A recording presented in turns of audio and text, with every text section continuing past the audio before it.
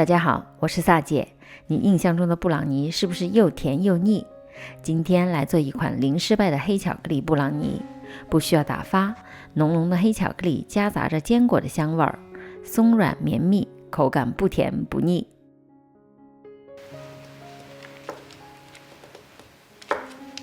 最好用无盐的黄油，切成小块放碗里。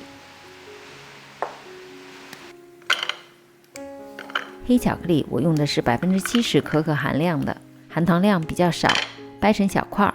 如果你用的是可可含量少于70%的，就需要在之后的步骤里稍减一点糖。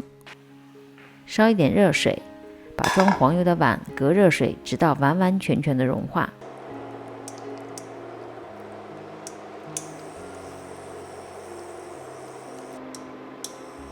关火，倒入巧克力块，用余热边搅拌边融化巧克力。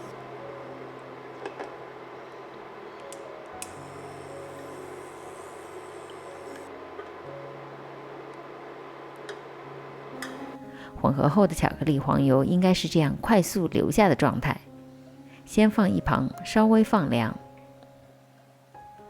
这时先预热烤箱至170度，打入3个中号的室温鸡蛋，每个连壳大约55到60克左右。再倒入细砂糖和红糖，一起搅拌，直到糖全部融化。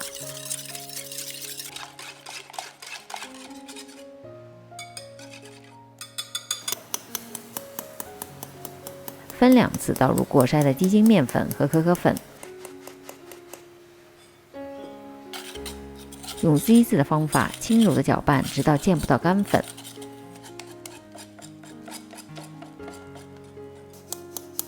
低筋面粉也可以用5份中筋面粉加1份玉米淀粉来替代。举起搅拌头是缓速流下的状态，倒入泡打粉和少量香草精华，增加蛋糕的蓬松度。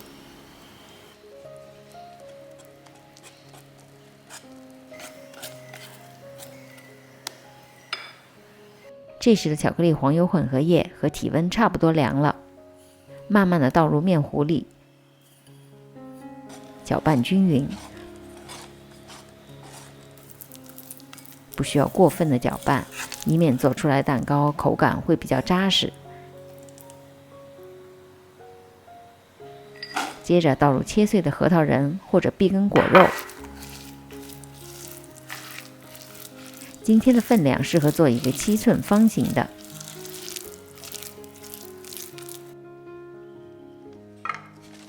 垫上油纸，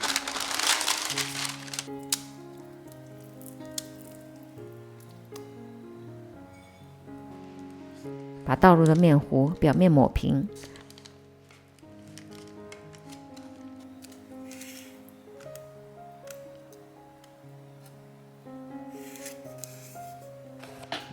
放入预热好的烤箱中层或者中下层，170度烤27到30分钟。判断布朗尼是否烤熟，用牙签在中间插一下，如果牙签干干净净，没有湿湿的蛋糕糊，就表示烤熟了。切成16小块，每次喝茶、牛奶或咖啡，吃上1到2块布朗尼是完美的绝配。吃不完的布朗尼放密封盒保存，第2天吃口感更加绵密松软。